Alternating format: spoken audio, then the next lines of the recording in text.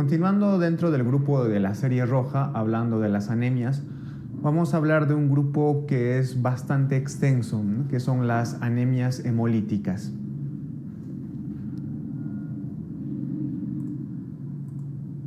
Bien, el grupo de las anemias hemolíticas es bastante extenso, entonces vamos a tratar de resumir y dar algunas características muy puntuales de alguno de estos tipos de anemias.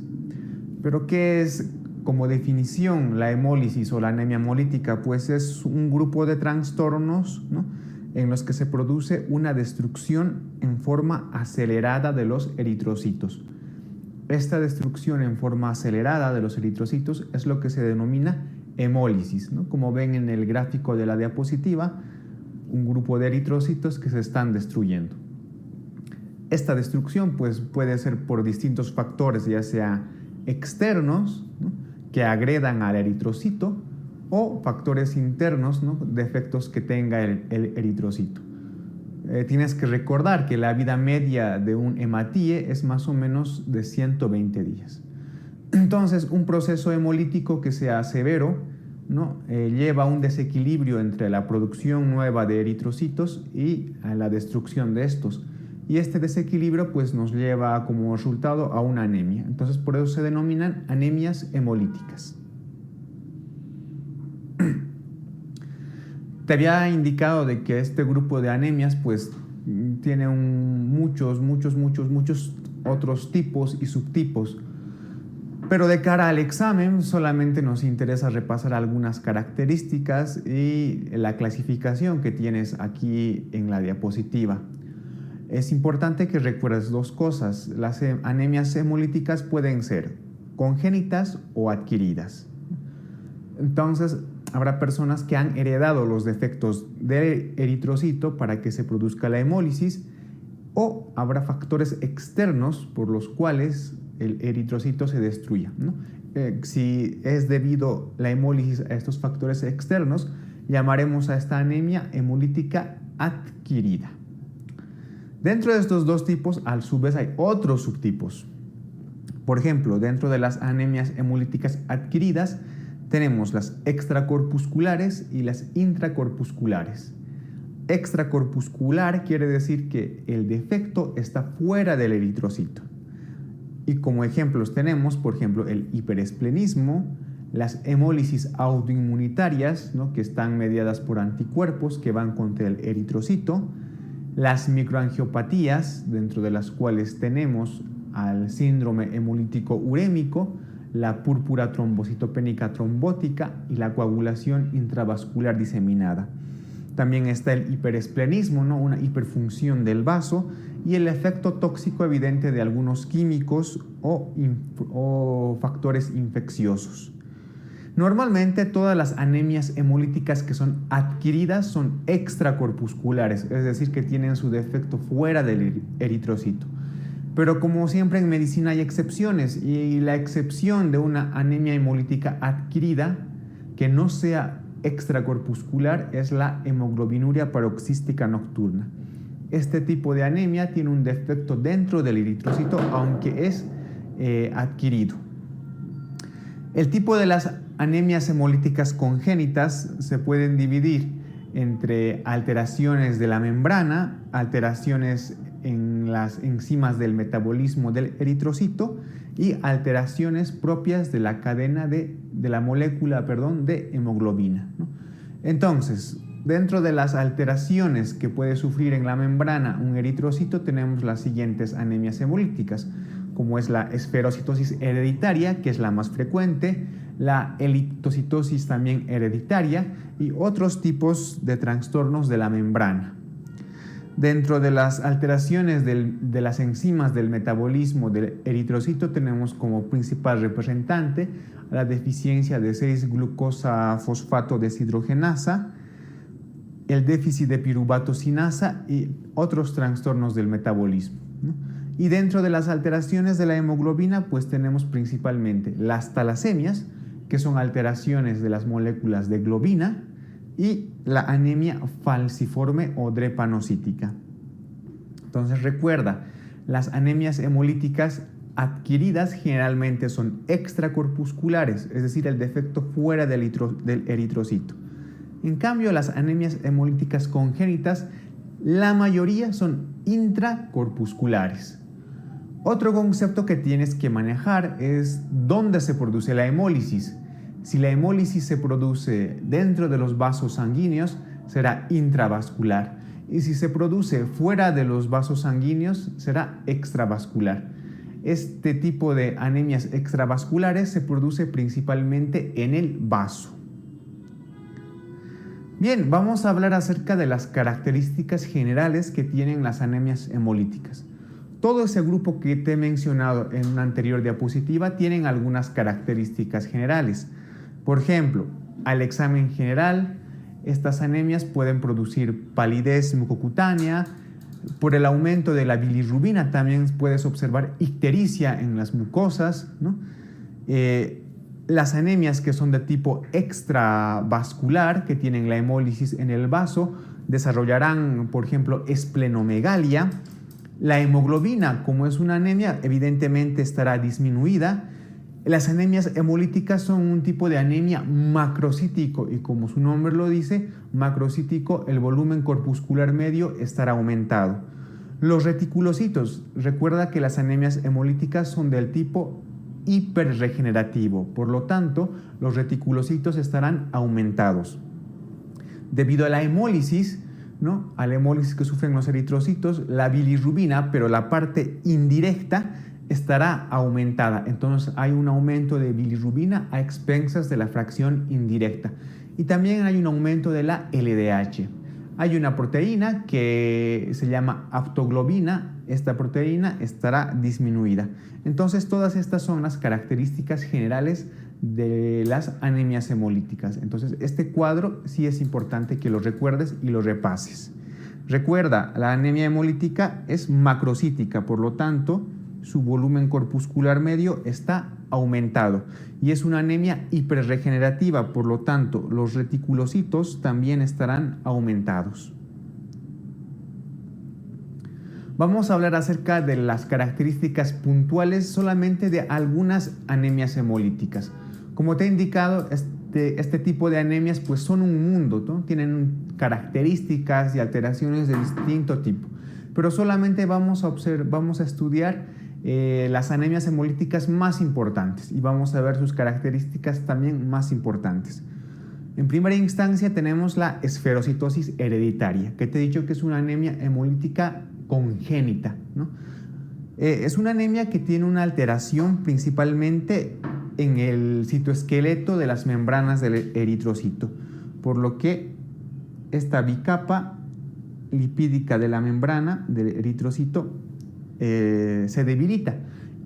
¿Y qué pasa cuando se debilita? Pues hay una alteración entre el volumen del eritrocito. Quiere decir que este eritrocito cambia su forma y se vuelve más redondo y más pequeño. Es lo que se denominan esferocitos. Como aquí ves en la diapositiva, es un frotis de sangre y la flecha roja y el marcador te está indicando estos famosos esferocitos.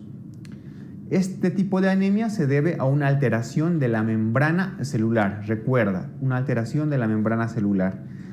¿Cuál es la clínica de este paciente? Pues generalmente presenta características de las anemias hemolíticas, es decir, puede presentar ictericia, esplenomegalia y algo que es característico de las personas con esferocitosis hereditaria es que al margen de los datos hemolíticos presenta cálculos en vesícula biliar.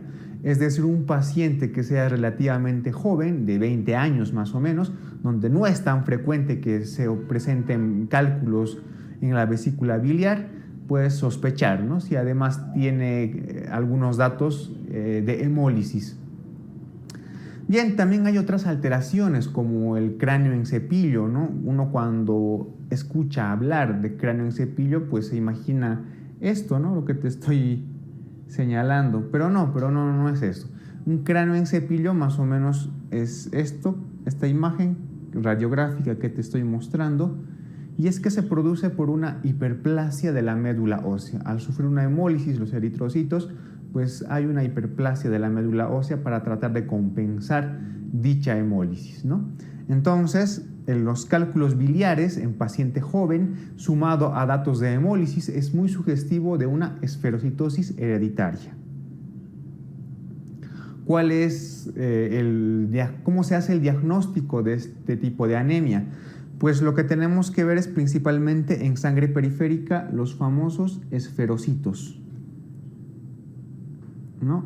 Que no son patognomónicos de esta enfermedad, es decir, no son propios de esta enfermedad. También se pueden ver en las anemias hemolíticas de tipo autoinmune, pero sí que ayudan al diagnóstico. Entonces vemos en sangre periférica esferocitos. ¿Cómo estará el hemograma? Evidentemente tiene que haber anemia, hemoglobina disminuida. Pero te había mencionado al principio que generalmente las anemias hemolíticas son de tipo macrocíticos. Aquí hay una excepción, ¿no? La esferocitosis hereditaria, a pesar de ser una anemia hemolítica, ¿no?, tiene un volumen corpuscular medio, normal o disminuido. Por tanto, es una anemia de tipo microcítico.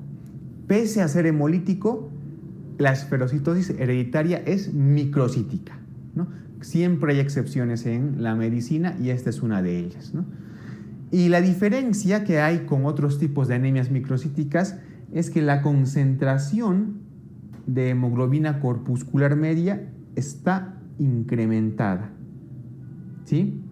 Es una anemia que es de tipo microcítica, pero en la que en vez de haber hipocromía, existe un aumento de la concentración de hemoglobina corpuscular media. Y sin duda, la prueba que más nos va a ayudar al diagnóstico de este tipo de anemia es la prueba de fragilidad osmótica, que en este tipo de enfermedad es positiva. ¿De qué trata esta prueba? Pues nosotros metemos eritrocitos en una solución hipoosmolar, y si los eritrocitos sufren una hemólisis, es que esta prueba es positiva y es sugestiva de esferocitosis hereditaria. ¿Cómo se realiza el tratamiento de este tipo de anemias? Generalmente se puede realizar una esplenectomía, pero esta esplenectomía no es curativa de esta enfermedad y solamente se la realiza cuando el paciente tiene sintomatología hemolítica muy grave. El otro grupo de anemias hemolíticas congénitas son las famosas talasemias. Como tú vas a ver cuando veas la fisiología de la sangre, ¿no?, en la materia de fisiología, vas a ver que la molécula de hemoglobina está compuesta de dos cosas. La primera, que es el grupo hemo, ¿no?, y este grupo hemo está unido a cadenas proteínicas de una molécula que se denomina globina. Por eso es hemo, por el grupo hem, y globina, por la molécula proteica o la parte proteica. Entonces, las talasemias son un grupo de anemias hemolíticas que se caracterizan por la alteración de esta parte proteica del grupo de la hemoglobina. Estas cadenas proteicas llamadas globina, pues son de 4 tipos. Tenemos la alfa, la beta, la gamma y la epsilon. Entonces, las principales son la alfa y la beta, ¿no? Y es donde van a ocurrir los principales defectos. Te había mencionado de que de los 4 tipos, las principales cadenas son la alfa y la beta. Por tanto, las talasemias se van a dividir principalmente en talasemia alfa y talasemia beta. Vamos a hablar un poco de las beta-talasemias. Las beta-talasemias a su vez se van a dividir en dos: una talasemia minor, o también llamada rasgo talasémico, y una talasemia mayor. La talasemia minor o rasgo talasémico es una enfermedad que cursa de forma asintomática y que el diagnóstico generalmente es de forma casual, ¿no? El hemograma se ve generalmente que hay un aumento o incluso una normalidad de los eritrocitos y se evidencia una anemia leve de tipo microcítico. A pesar de que la hemoglobina esté disminuida y también el volumen corpuscular medio esté disminuido, en este rasgo talasémico los eritrocitos pueden estar normales o incluso aumentados, ¿no? Entonces recuerda, esa es una característica del rasgo talasémico. Paciente asintomático con número de eritrocitos normales o aumentados, con una hemoglobina disminuida y con un volumen corpuscular medio también disminuido. Si se realiza una electroforesis de la hemoglobina, muestra que hay una elevación del tipo de hemoglobina A2. En cambio, la talasemia mayor sí que se presenta de forma asintomática, sí que presenta clínica. ¿Y cuál es la clínica de esta talasemia? Pues además de la anemia hemolítica, también puede presentar esplenomegalia, hepatomegalia y algunas veces alteraciones óseas, ¿no? Principalmente se evidencia en pacientes de menor edad, ya sea niños, la talasemia mayor. En cambio, la talasemia minor, al ser una talasemia sintomática, se la puede diagnosticar generalmente en pacientes adultos. Las alfa-talasemias, bueno, son otro grupo de talasemias que se producen por un defecto en la cadena alfa de la globina. Entonces las dividimos igual en las más importantes como la alfa-talasemia minor y la hemoglobinopatía H. La alfa-talasemia minor es una ausencia de las cadenas alfa, ¿no? Y sin embargo el patrón electroforético de la hemoglobina es normal. En cambio, la hemoglobinopatía H se caracteriza por la formación de tetrámeros de cadenas beta, es decir, al no haber cadenas alfa, las cadenas beta se unen entre sí y forman un tetrámero que se denomina hemoglobina H. Esta hemoglobina H se precipita dentro del eritrocito y se produce la hemólisis. Estos pacientes generalmente cursan con una hemólisis crónica y también con una esplenomegalia. Bien, vamos a pasar a hablar ahora acerca de otro grupo de anemias hemolíticas, en este caso adquiridas, que son las anemias hemolíticas autoinmunes. Bueno, al decir autoinmunes quiere decir que se forman anticuerpos por nuestro propio organismo contra los eritrocitos. Entonces, como definición decimos que las anemias hemolíticas autoinmunes se producen por la producción de anticuerpos dirigidos contra los antígenos eritrocitarios, ¿no? Y cuyo principal método de diagnóstico es el famoso test de COMS. Y puede ser directo cuando detectamos inmunoglobulinas sobre la membrana del eritrocito, o puede ser indirecto cuando detectamos estos anticuerpos pero en el plasma. En la imagen de la diapositiva que te voy a marcar, pues muestra un eritrocito, ¿no?, con sus respectivos antígenos, ¿no? Se toma una muestra de sangre, el eritrocito con sus respectivos antígenos, se coloca a los eritrocitos en una muestra, ¿no?, que tiene anticuerpos antihumanos. Esta muestra se denomina reactivo de COMS y por eso se denomina prueba de COMS. Entonces, al someter a los eritrocitos a estos anticuerpos antihumanos, a este reactivo de COMS, si se observa una hemólisis, quiere decir que el resultado es positivo y la anemia es hemolítica autoinmunitaria. Estas anemias hemolíticas autoinmunes también se dividen en dos tipos. Una que se denomina anemia hemolítica por anticuerpos calientes y otra anemia hemolítica por anticuerpos fríos.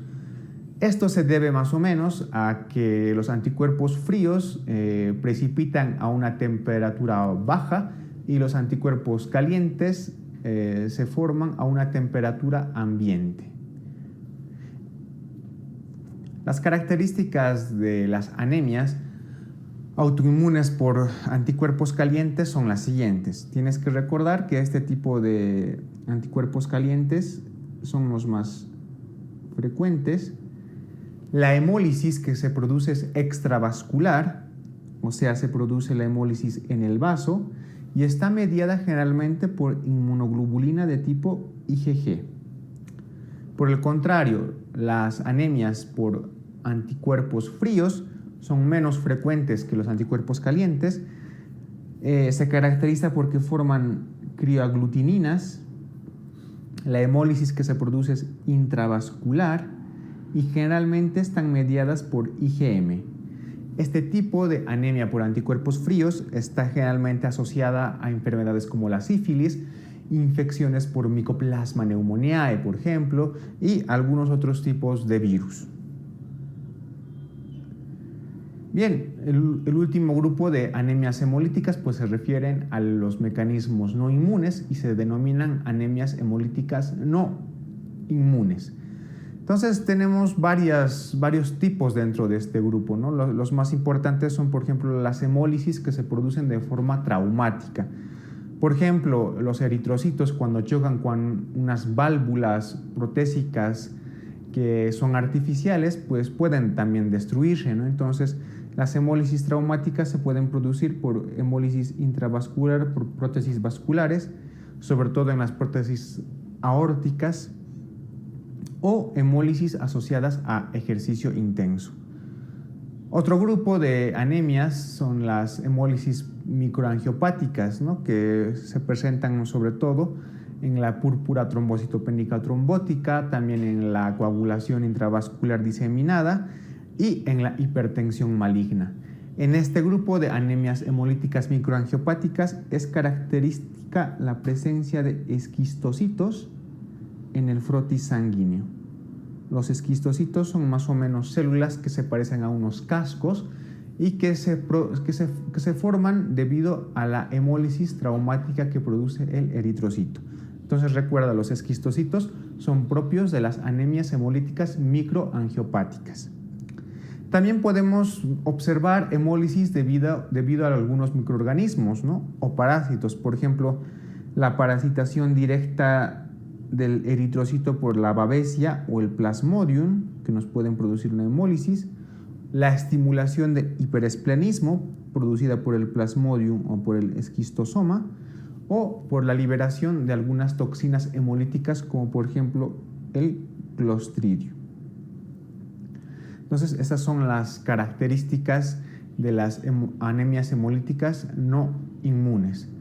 Con esta última parte hemos acabado de estudiar toda la serie roja, ¿no? Todos los tipos de anemias con sus características más importantes. Entonces repasa los cuadros que te he señalado que son más ilustrativos y más importantes, ¿no? A continuación vamos a empezar ya con el otro tipo celular, que son las células blancas.